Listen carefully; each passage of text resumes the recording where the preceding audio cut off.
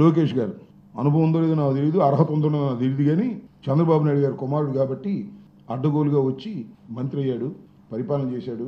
డామును మునిగిపోయింది, ప్రభుత్వం పడిపోయింది. మళ్ళీ మంగళగిరిలో గెలిచాడు. మొన్న గాలిలో 3 జెండాలు 4 జెండాలు పట్టుకోవటం వల్ల గెలిచాడు, మళ్ళీ మంత్రి అయ్యాడు. ఇవాళ విర్రవీగుతా ఉన్నాడయ్యా దుంపదేగ. ఇవాళ చూసి నేను మాట్లాడతాను, రెడ్ బుక్ ఎక్కడికి వెళ్ళినా రెడ్ బుక్ అంటే చర్చ జరుగుతూ ఉంది.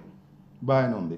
రెడ్ బుక్ చూస్తేనంట కొందరికి గుండె జబ్బు వస్తుందంట, కొందరేమో బాత్రూంలో పడి చేతులు ఎడగొట్టుకుంటున్నారంట. వ్యంగ్యం రాజా, భలే వ్యంగ్యం మాట్లాడతావు రాజా నువ్వు. అంటే రెడ్ బుక్ చూసి మా నానికి గుండె జబ్బు వచ్చిందంట, కొడాలి నానికి.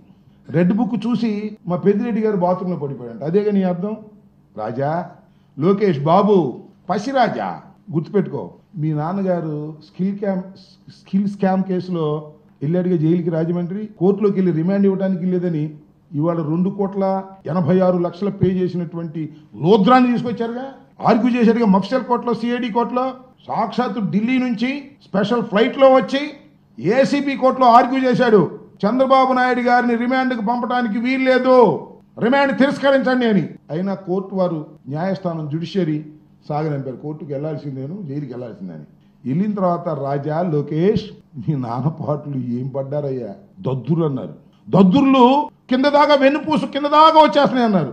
రాత్రిపూట దోమలు కొడుతున్నాయి అన్నారు. అంతేకాదు శరీరంపై పొక్కులు ముడుస్తున్నాయి అన్నారు. మాకు తెలియదు, మీరన్న మాటలే మీడియాలో. మా నాన్నగారికి శరీరం మీద పొక్కులు ముడుస్తున్నాయండి అన్నారు. అంతేకాదు 750 మంది డ్రగ్స్ తీసుకునేటటువంటి ఖైదీలు ఉన్నారు, దానిలో మా నాన్నగారికి ప్రాణానికి ప్రమాదం అన్నారు. ఉనికిపోయారు. ఇది ఒకటే తక్కువ. మరి వాళ్ళు మాట్లాడుతున్నావు, అధికారం వచ్చేటప్పుడు నువ్వు మాట్లాడుతున్నావు. ఎవరిని? మా నానిని, మా పెద్దిరెడ్డి గారిని. అహం, అంత అహం పనికిరాదు రాజా. ముందుంటది ముసళ్ళ పండగ,